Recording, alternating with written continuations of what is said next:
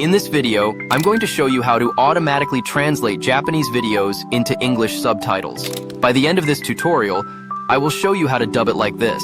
A grudge that cannot be exorcised.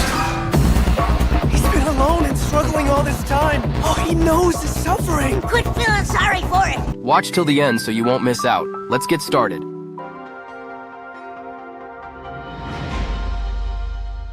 First, open HitPaw Edimakor. If you don't have it yet, no worries. There's a link in the description below. Just download and install it to get started. Once you're in, click on New Project to begin.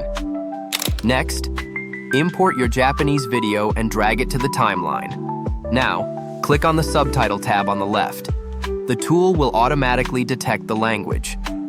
Turn on Translated Language, choose English, and scroll down to uncheck Show Bilingual Subtitle if you only want English subtitles.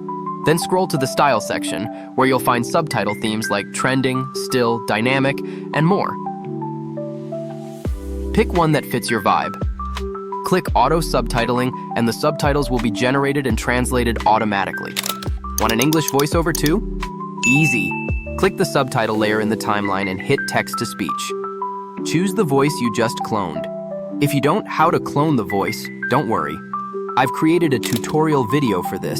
You can watch by clicking the link provided in the description area. Now, in a few seconds, your Japanese video is dubbed into English successfully. A grudge that cannot be exorcised.